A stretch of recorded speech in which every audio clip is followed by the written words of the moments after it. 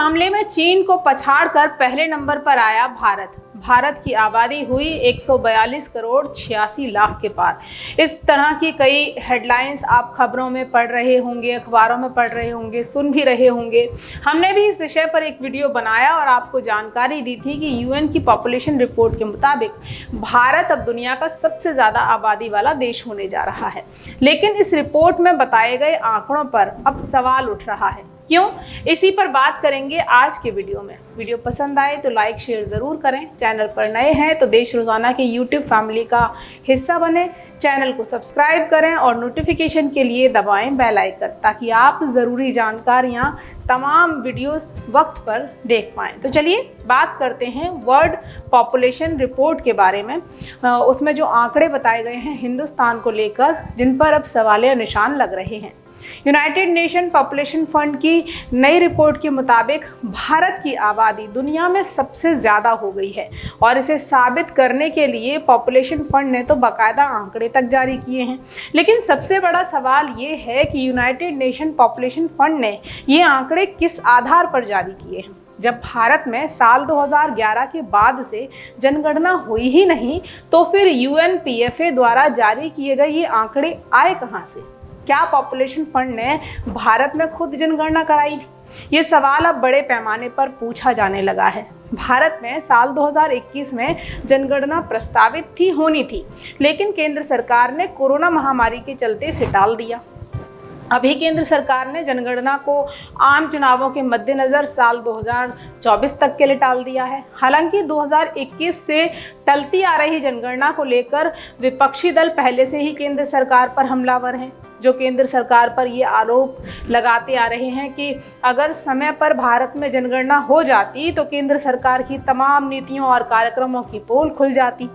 पिछले 9 साल में मौजूदा सरकार ने जो भी परियोजनाएं संचालित की हैं, वे सही आंकड़े नहीं होने के चलते अपने उद्देश्य को प्राप्ति नहीं कर सकी हैं। यही वजह है कि केंद्र सरकार पिछले 2 साल से जनगणना को टालती आ रही है। एक और मुद्दा ये है कि विपक्षी दलों ने जातीय जनगणना की मांग करके सरकार के सामने एक और नई मुसीबत खड़ी कर दी है। खैर, ये तो भारतीय राजनीति की बात है, जिसमें और भी कई सिरपैर हैं, शाखाएं हैं, मुश्किलें हैं, वाद विवाद हैं। लेकिन फिलहाल बात है यूनाइटेड नेशन पॉपुलेशन फंड की।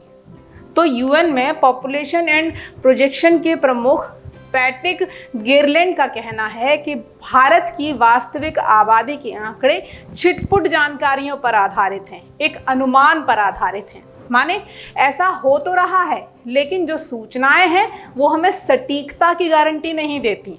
अब इसका मतलब तो यही है ना कि यूनाइटेड नेशन की तरफ से जारी किए गए आंकड़े महज एक अनुमान पर आधारित हैं। होंगे ही, क्योंकि अभी तो भारत सरकार ने भी ये दावा नहीं कर सकती कि उसके देश की आबादी कितनी है। जब 2011 के बाद से जनगणना हुई ही नहीं है, तो मौजूदा वक्त में भारत की आबादी कितनी है बिना जनगणना के कैसे पता चलेगा कि हम चीन से आगे हैं, आगे होने वाले हैं या पीछे हैं। और हाँ, ये भी पहली दफ़ा है जब जनगणना टाली गई है। इससे पहले किसी स्थिति परिस्थिति में जनगणना टाली नहीं गई, वो भी इतने लंबे वक्त के लिए कि 2021 में होने वाली जनगणना अब तक नहीं हुई है और होगी 2024 के आम चुनाव के बाद। भारत में पहली जनगणना 1881 में अंग्रेजों के शासनकाल में हुई थी। तब से हर 10 साल पर जनगणना होती आ रही है। देश में जनगणना को तब भी स्थगित नहीं किया गया था, टाला नहीं गया था, जब विश्व युद्ध चले थे। देश के प्रमुख अंग बंगाल में अकाल पड़ा था। देश के बंटवारे के बाद भी जनगणना हुई थी। भारत, पाकिस्तान और चीन से युद्ध होने के दौरान और बाद में भी जनगणना हुई थी। लेकिन कोरोना महामारी के चलते देश में पहली दफ़ा ऐसा हुआ कि जनगणना को टाल दिया गया। जो जनगणना साल 2021 में होनी थी वो नहीं हुई और साल 2021 से टलती आ रही है। वास्तविक आंकड़ा न होने की वजह से पात्र लोगों की कल्याणकारी योजनाओं से वंचित रहने की खबरें आती हैं और व्यवस्थित बजट जारी करने जैसी दिक्कतों का सामना भी करना पड़ रहा है।